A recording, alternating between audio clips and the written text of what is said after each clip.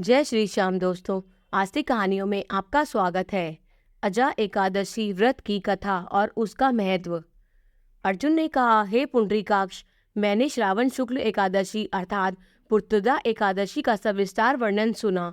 अब आप कृपा करके मुझे भादो माह के कृष्ण पक्ष की एकादशी के विषय में बतलाइए। इस एकादशी का क्या नाम है तथा इसके व्रत का क्या विधान है? इसका व्रत करने से किस फल की प्राप्ति होती है? श्री कृष्ण ने कहा, हे कुंती पुत्र, भाद्रपद माह के कृष्ण पक्ष की एकादशी को अजा एकादशी कहते हैं। इसका व्रत करने से सभी पाप नष्ट हो जाते हैं। इस लोक और परलोक में मदद करने वाली इस एकादशी व्रत के समान संसार में दूसरा कोई व्रत नहीं है। अजा एकादशी व्रत की कथा। अब ध्यान पूर्वक इस एकादशी का महात्म श्रवण करो। पौराणिक काल में भगवान श्री राम के वंश में अयोध्या नगरी में एक चक्रवर्ती राजा हरिश्चंद्र नाम के एक राजा हुए थे। राजा अपनी सत्यनिष्ठा और ईमानदारी के लिए प्रसिद्ध थे। एक बार देवताओं ने इनकी परीक्षा लेने के लिए योजना बनाई। राजा ने स्वप्न में देखा कि ऋषि विश्वामित्र को उन्होंने अपना राजपाट दान कर दिया है।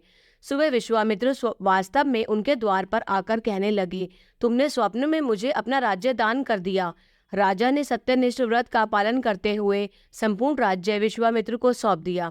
दान के लिए दक्षिणा चुकाने हेतु राजा हरिश्चंद्र को पूर्व जन्म के कर्म फल के कारण पत्नी, बेटा एवं खुद को बेचना पड़ा। हरिश्चंद्र को एक डोम ने खरीद लिया जो शमशान भूमि में लोगों के दाह संस्कार का काम करवाता था।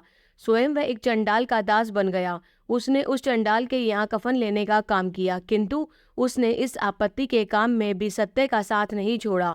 जब इसी प्रकार उसे कई वर्ष बीत गए तो उसे अपने इस नीच कर्म पर बड़ा दुख हुआ और वह इससे मुक्त होने का उपाय खोजने लगा।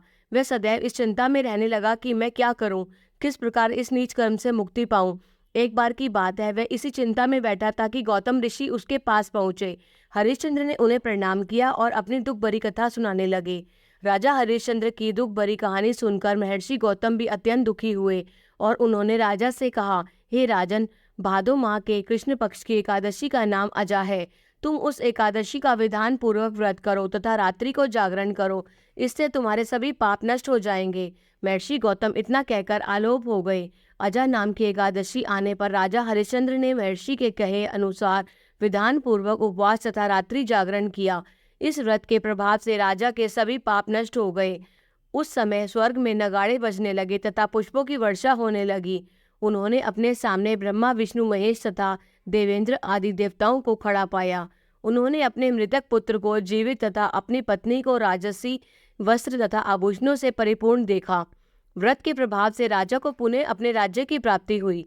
वास्तव में एक ऋषि ने राजा की परीक्षा लेने के लिए यह सब कौतुक किया था, परंतु अजा एकादशी के व्रत के प्रभाव से ऋषि द्वारा रची गई सारी माया समाप्त हो गई और अंत में समय में हरिश्चंद्र अपने परिवार सहित स्वर्गलोक को चले गए।